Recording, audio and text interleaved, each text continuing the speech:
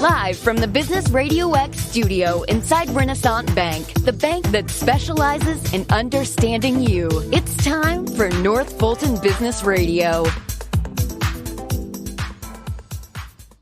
And hello, everyone. Welcome to another edition of North Fulton Business Radio. I'm John Ray, and we're virtual folks, still not back in our usual quarters inside Renaissance Bank on Windward Parkway in Alpharetta, but we're looking forward to being back there someday soon. In the meantime, if you're looking for a better, more personal experience for your business, for your family, Renaissance is a great way to go. I know that personally because of the clients that I work with, and they've been terrific on helping formerly non-bank customers with PPP loans, and a lot of those non-bank customers have become customers, and they've enjoyed that experience. So you might want to try the same. Go to renaissancebank.com, find your local office. They've got 200 around the South ready to serve you, and give them a call, make an appointment, and go see them. Renaissance Bank, understanding you, member FDIC. And now I want to welcome Jonathan Wilson, and Jonathan is a partner with Taylor English Duma. Jonathan, welcome. Morning, John. Great to have you here. Good to talk to you. Yeah. Okay, great to be here. I appreciate the opportunity. Yeah, thank you. So tell us a little bit about you and your firm. How are you serving folks? Sure. Well, I've been at Taylor English Duma now for about 11 years. I've been a lawyer since 1991. I grew up in Pennsylvania and went to college at William & Mary in Virginia, and law school at George Washington University, and came to Atlanta in 1991 with the Powell Goldstein firm. And during the interview process, back then they would call you down to Atlanta, you get on a plane, and you'd have a whole day of interviews. And the night before your first interview, you would go out to dinner with a partner and an associate. And they tried to include an associate who had gone to the same undergraduate institution as you had. And back in 1990, the only undergraduate from William & Mary at the Powell Goldstein firm was Mark Taylor.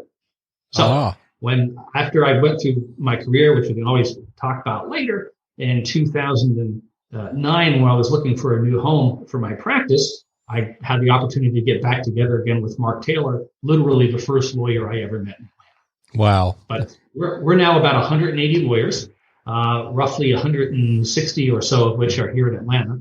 About 24 are all over the country, and they're what we call our remote partners. They're full partners of the firm, but they work from home.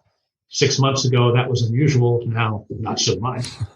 And what it allows us to do is it allows us to have the geographic reach of being a national law firm, but we only have to bear the cost of a single office here in Atlanta. That allows us to be a lot more efficient in the way we deliver services, and it means that our overall cost of delivering on a project is usually less than what it would be if you went to a traditional, what we call an AmLaw 200 firm, one of the 200 biggest firms in America. So we like to think that we have a national practice at a very competitive rate, and it allows our partners to have the quality of life that they enjoy doing high-level legal work, but in a way that gives you a lot more flexibility with your home and family, and also allows you to be more directly engaged in the transaction, in the project with the client. Wow, that's a whole nother show right there on how, because I would imagine you're quite an attractive place for someone, an experienced attorney, to hang their hat these days, given that work-life home flexibility. It's interesting. We certainly didn't anticipate the pandemic, and don't want to understate its severity and how awful it's been for everyone. Sure. But we had built the remote platform as a way to deliver value in a better and more efficient way to clients. At our firm, no one gets a salary. Everybody takes home a percentage of what they bill and collect. And if I give a piece of client work to my colleague down the hall, in essence, I am paying them out of my bank and billing the client for that work. And I don't get paid until I collect it from the client and then net out what I've had to pay my colleague down the hall. The reason why that matters to the client is it gives me a financial incentive to be efficient. In contrast, the traditional law firm shaped like a pyramid, there's not a whole lot of economic incentives for efficiency other than perhaps your long-term reputation. So we built our firm with a view towards being efficient. And when we decided that we wanted to grow cross-country, one of the first things we said was we can't afford to go open up an office in New York and Washington and Dallas. How are we going to do that? Well, we decided to grow virtually with partners working from their homes. Now, post-pandemic, when everyone is already working from home, a lot of the AmLaw 200 firms are either halting payments to their partners or downsizing partners by category. And so if you're a successful attorney at another firm, you can very often charge your clients less and make more money working off of the Taylor English platform. And I was one of the co-authors of the business plan 5 years ago when we put this together. It actually is tending to draw an awful lot of interest from partners at other law firms who are looking for a better way to manage their practices now that they're working from home. Wow. I would imagine you're probably in a position of saying, take a number, take a seat. We'll get to you as fast as we can, but we'll have to revisit that one. That's a awfully interesting business model, but I want to get to you and your practice and how you work with businesses and business owners. Maybe you can talk a little bit about the kind of business law that you practice. Sure. So, John, most of my practice these days falls into one of two categories. Large strategic transactions with enterprises that involves intellectual property and usually some sort of joint venture. The other category are small and medium-sized businesses, sometimes startups, but often family-owned businesses that are just in that $10 to $50 million range. And they have all the types of problems that any other business has. They need to make sure that they own their intellectual property. They need to onboard their employees in a legal way that's going to give them a clean paper trail when they go to sell the business. They need to capitalize their business. So if they're looking to raise funds from investors or borrow money from a bank, you need to paper that up in the right way.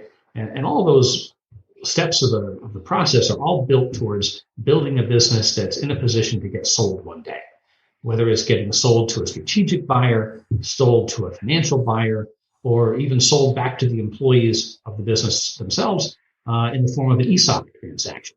In any event, whether you're exiting one way or the other, it's sort of like building a house. You need to start with a firm foundation, and then you do the framing, and then you build the walls. And if you don't pay attention at each step of the process, by the time you're done, there's going to be a crack somewhere.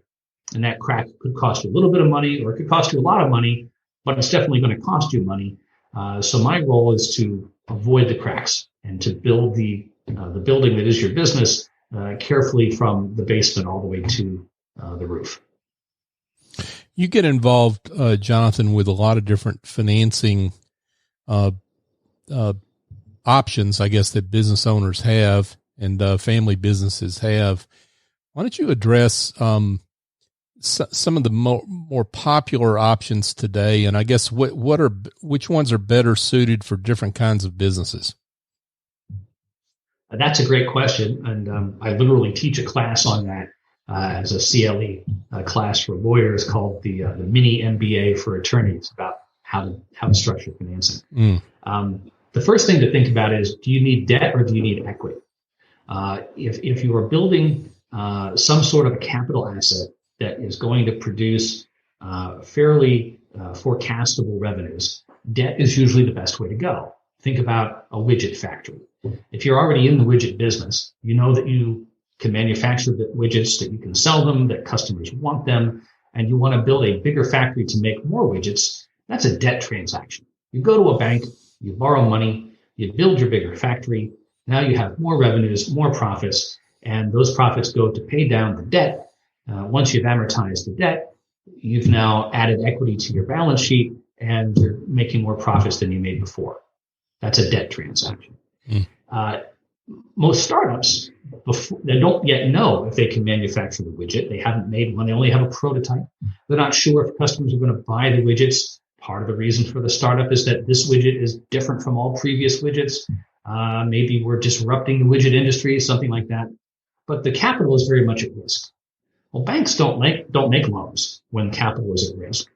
Banks only make loans on sure things. If you need capital to build something that's a never before been attempted widget, that really is an equity transaction. You need to go to potential equity investors, and that's probably where I get a lot more involved, because equity can mean different things for different people, whether you're a corporation or an LLC or a partnership.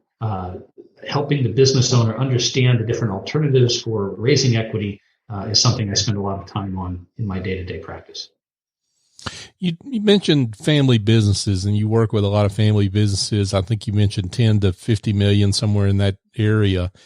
How do you look at transition? Because that's something we hear a lot about that transitions, a lot of transitions are coming just because of demographics. And maybe there are a lot of family business owners whose sons and daughters don't want to be in the business. How do you see that, Jonathan? What does that landscape look like for you? Well, it looks like a lot of different things, just like families look very differently. But you very often find that the family business was founded by grandpa or great grandpa, and now there are 2 generations or more family members involved. You might have some who are involved in management, others who are involved in other positions. They want to preserve what they view as the family legacy, and at the same time, the older generations have a need to monetize their capital and take some cash off the table. There are a variety of different ways to solve those sorts of problems. And it almost always involves with some kind of family meeting for people to kind of lay their cards on the table and have a clear understanding of what everyone's needs are. The older generation needs to take cash off the table. The younger generation needs to preserve the business to keep their jobs. There are others who have a long-term capital appreciation goal. And step one is really to understand the perspectives of everyone involved. Depending on how those perspectives line up or don't, you might look at selling the business. You might look at some sort of leveraged buyout in which the business would borrow cash. The cash would be used to redeem the interests of the older generations. Mm-hmm. And then the younger generations would take the business and run it in hopes of repaying that bank loan. Another alternative I mentioned is the ESOP. That's a whole other show. Those are very complicated transactions. Right. But for those listeners who may have heard of ESOPs, you actually form a separate trust, which in essence buys all the stock of the company. The trust then borrows money, usually from a bank, that is used to pay off the founders who are selling their stock. And then the trust owns the business and runs it for the benefit of the employees. And employees over time can accrue an equity ownership in the business through the trust. If you do it the right way, you can even structure it so that a lot of the cash that comes out to the founding owners comes out on a tax reduced or even a tax free basis. And sometimes it can also be structured in a way where if there is subsequent appreciation in the value of the business, the owners have warrants or options to acquire additional equity from the trust that can even give them a second bite at the apple if the business takes off in the future in a way that it hasn't by the time you do the ESOP. But that's a whole other way of looking at the strategic exit as a process more than a transaction in time.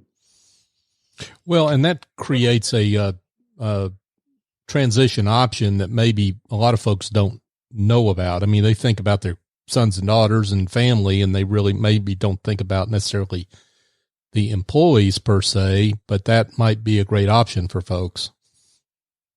It very often is. Like I said, these are complicated transactions. There's a lot of tax issues involved. I have a partner who gets very involved in these and probably does more than anyone else in the Southeast. But a business with anywhere from 10 million or more in revenues, 2 million or more in EBITDA, usually more than 2 or 3 dozen employees, that is in the sweet spot for a small company ESOP. And we're happy to talk to family-owned businesses that have those sorts of needs. Folks, we're here chatting with Jonathan Wilson, and Jonathan is a partner with Taylor English Duma. Jonathan, you mentioned strong foundations. That kind of brings up startups and creating a strong foundation as you start the business and grow the business. Talk a little bit about what you think makes a startup successful and the pitfalls they need to avoid. Sure. Well, my first experience with a startup was when I was in college, which was a long, long time ago. That was about 1987. If listeners who are old enough to remember, that was the first time that we were actually buying PCs. The word PC was a new word. Before that time, business people didn't have computers on their desks. The idea that a business person would have a computer on their desk was really a new thing. Frankly, a lot of men said, "Oh, a keyboard. I'm not a secretary. What would I do with a keyboard?" Oh dear, yeah. But that was the world as it was in 1986, 1987. I was at the College of William and Mary, and my roommate and I had computers. We were just starting to use them for class.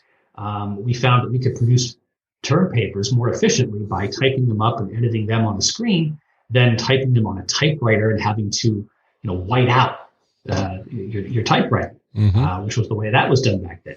But we had an opportunity for a family friend to develop a software program to help him keep track of orders. He was an independent sales rep in the furniture industry, and he would drive around Virginia every day going to furniture stores. And they would say, "Bubba, we need another American 200 in Sheridan." He would write that on a piece of paper. He would walk down the street to the payphone, because no cell phones in 1987. And he would call a factory to place the order. And then he would put that piece of paper in a box in the trunk of his car. And 6 months later, the next time he went by that particular store, they would say, "Bubba, how's my order for American 200 in Sherry coming along?" He would go down the street and call a factory and find out. Well, obviously, that was very inefficient, even though it had been working for him for 20 years. And so we built basically a compiled version of a spreadsheet that allowed him to enter orders and then kept track of them. It was actually done on a software program called Lotus 123, which is the thing we used before we had Excel. Yep. If you remember that. Yep. And we built this software program for him. It worked well enough that he paid us to support his use of the software. And one of our business professors said, this could make a neat little business. I'd like to invest in you. And let's see if we can't sell this to other furniture sales reps, just like your buddy. So we went and improved the software. We made a user manual, and we started to travel around the country while we're still in college, going to furniture conventions to try to sell this software to other independent sales reps. It turns out we were a little bit ahead of our time. None of the sales reps wanted to buy the software unless we could also sell them a computer, because none of them had computers. And every single one of them had to be trained on how to use the computer. And we just couldn't find a way to make that economical. So my roommate and I decided to go to law school, and we took that experience with us. But the moral of that story is there are lots of market opportunities out there. Not all of them make a great business. And from a very early age, I figured out that all the work that we had to do with that company, creating the software, creating a user manual, negotiating with our investor, business professor who gave us the money. We had assignments of intellectual property rights from us as founders. We got a little stipend, and we had an employment agreement. All of that paperwork had to get done just so that we could spend 18 months to figure out that nobody really wanted to buy our widget. It was a good widget, and it worked well for the one guy who wanted it, but we didn't have a market opportunity yet because the widget buying market, those independent sales reps, didn't have computers to run our software. So one of the things that I would tell a startup entrepreneur, just because you have a great product, you don't know that you're going to have a great start. You need to think through the business development process. Am I really going to be able to sell something that consumers want? And if consumers want it, are they really going to be in a position to buy it? Do they have the computers that they need to run the software that's so great? too often, entrepreneurs think that they have a great idea, and that means that they're going to have a great startup. But great startups can't succeed unless they think through the business process from beginning to end. And often that involves spending a little bit of money on people who have done this a few times before. Good words from Jonathan Wilson, and he is a partner with Taylor English Duma. So, Jonathan, how do you see the startup community in Atlanta? Since you've got experience in this area, I mean, how do you assess the startup community? Sure. I think we have a pretty vibrant startup community in Atlanta. Definitely more vibrant here than elsewhere in the Southeast, I think. It's very different from what you see in Silicon Valley and on the West Coast, and talk about the differences there. But it's been, several decades now. We've had people from the pre-dot-com era and the post-dot-com era who have founded entities and had successes.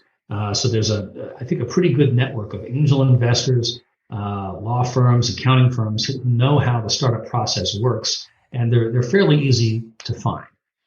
You've got well-established organizations like the ATDC at Georgia Tech, Kennesaw State and University of Georgia both have incubators as well. There are tons of independent organizations, different gathering of angels and Atlanta Technology Angels, groups like that. So if you're an entrepreneur in Atlanta, you've got a pretty rich reservoir of referral sources and people who are willing to brainstorm with you as you get started. So let's get to that magic point where you think you're ready to sell your company. Maybe you can address a couple of different aspects of this topic. One is just what that environment looks like right now. Because it's obviously things have changed in the last few months since the pandemic came along. And also just in general, what you should expect from the process and how you as an attorney help in that process. Sure. So from my point of view, the M&A market has not changed that much in the last 6 months, believe it or not. I'm in the middle of probably a half dozen transactions that are on the early side of things, which means that we either have term sheets or expect to have term sheets soon. And here we are, August the 24th of 2020. If you're looking at a term sheet in August, you're probably hoping to close by Thanksgiving. And that's still a reasonable likelihood. If things go longer, now you're looking to close before the end of the year. So we're setting up our fourth quarter deal cycle right now. There are often entrepreneurs that go out and first try to find a buyer and then go and talk to their lawyer. I would actually encourage people to do it the other way around. First talk to your lawyer and then go out and try to look for a buyer. And it goes back to that analogy of building the house from the foundation up.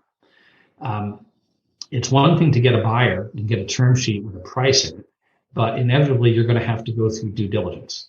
And due diligence is going to be one of the most intrusive experiences you've ever gone through as a business person. From a business person's point of view, it can be mind-numbingly boring. And yet, it's the process of looking for cracks in your house. And you would feel much more confident as a business seller knowing that your house had no cracks. And how do we do that? Well, if you're working with me, and many other lawyers in this space, you first start off by building what we call a virtual data room. And I would say, John, tell me about your business. You tell me about the business. I say, okay, I have a spreadsheet here with about 165 lines on it.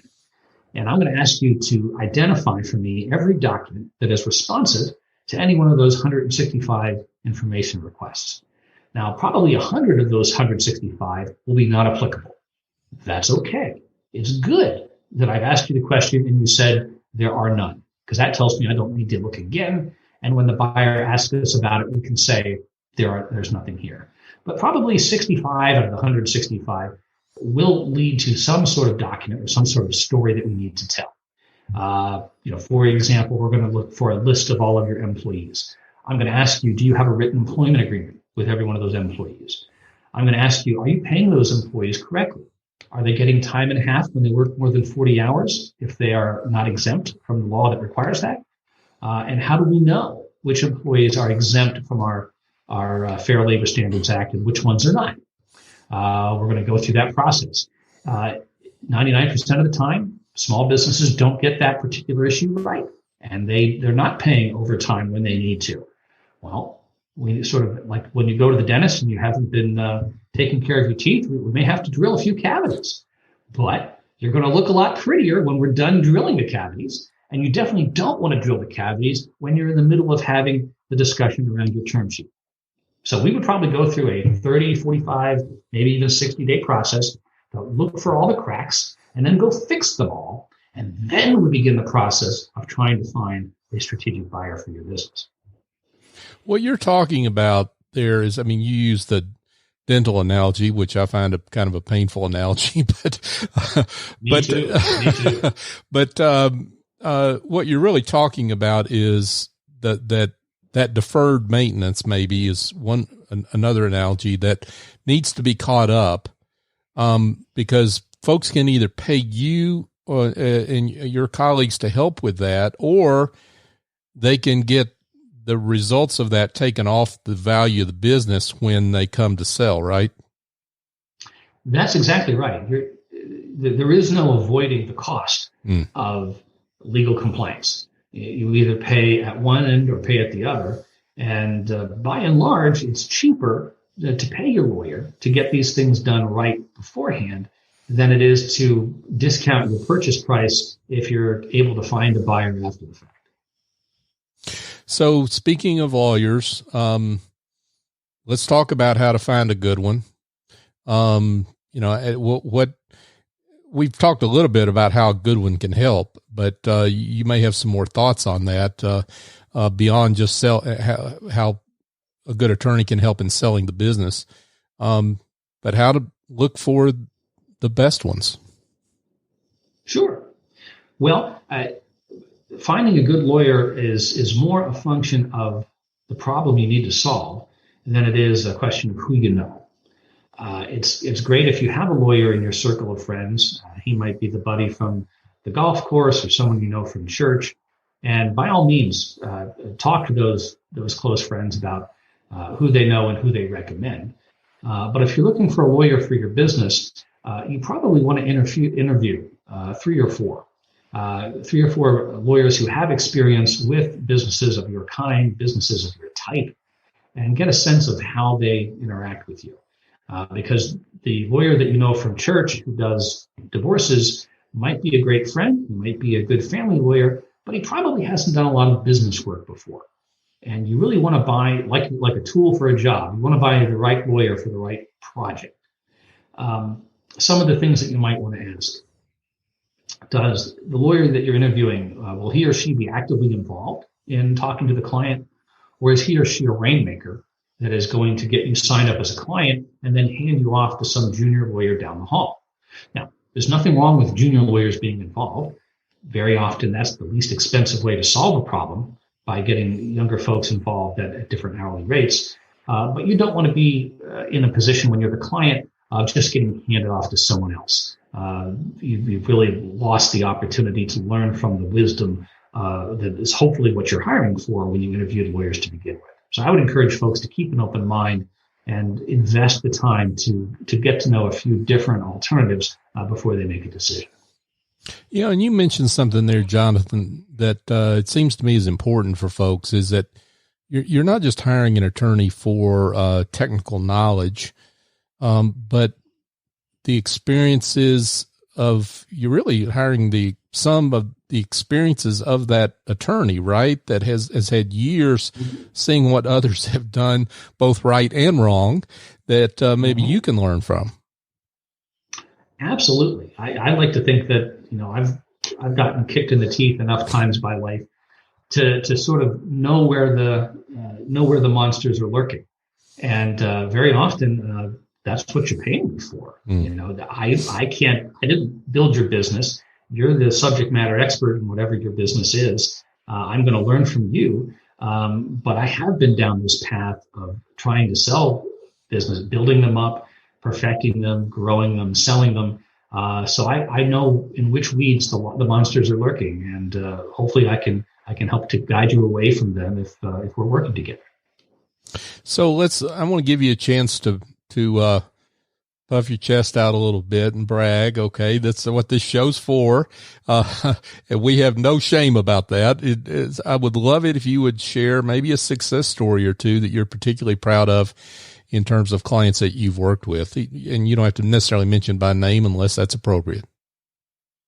Sure. Well, let me give you two examples if I could. Sure. One big client and one little client. The big client was called Designer Shoe Warehouse.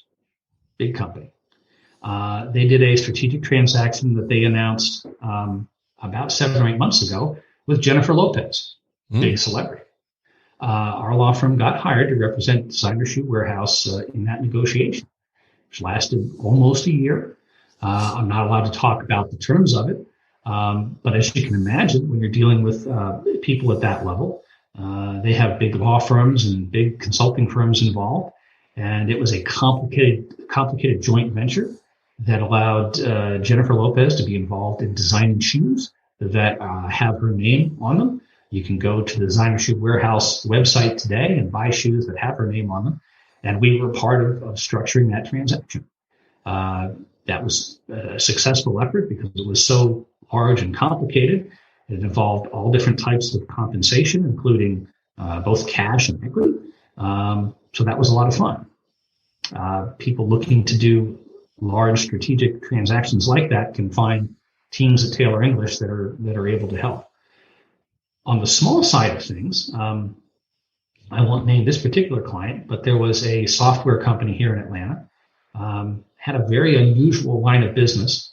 They were actually involved in developing software for slot machines, which is actually a thing. Mm-hmm.